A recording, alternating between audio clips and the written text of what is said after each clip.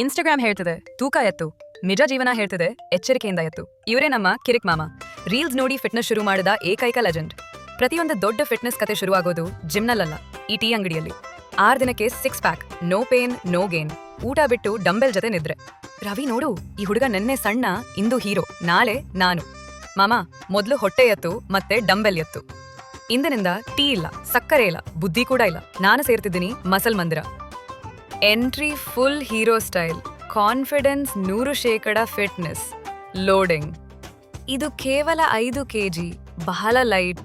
ಅಯ್ಯೋ ಅಮ್ಮ, ಟ್ರೈನರ್ಗೆ ಅರ್ಥ ಆಯ್ತು ಇವನಿಗೆ ಪ್ರೋಟೀನ್ ಅಲ್ಲ, ಪ್ರಾರ್ಥನೆ ಬೇಕು.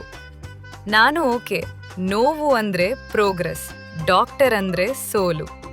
ವರ್ಕೌಟ್ ಶೂನ್ಯ, selfie 100, ##gym life reality, #emergency colours. ಮಾಮ, ಬ್ರೇಕ್ಫಾಸ್ಟ್ ಎಲ್ಲಿ? ಇದೇ ಬ್ರೇಕ್ಫಾಸ್ಟ್, 1 ಬಾದಾಮಿ 2 ಭಾಗ, ಬೆಳಗ್ಗೆ ಊಟ ಪ್ಲಸ್ ಸಂಜೆ ಊಟ. ಈ ಜ್ಯೂಸ್ ಕೊಬ್ಬು ಕರಗಿಸ್ತದೆ, ಸಂತೋಷ ಕರಗಿಸ್ತದೆ, ಜೀವನದ ಆಸೆ ಕೂಡ. ಬಾಡಿ ಟ್ರಾನ್ಸ್ಫಾರ್ಮೇಶನ್ ಬಿಟ್ಟು ಸೋಲ್ ಅವ್ಯಾಕ್ಯುಯೇಷನ್ ಮಾಡ್ತಿದ್ಯಾ?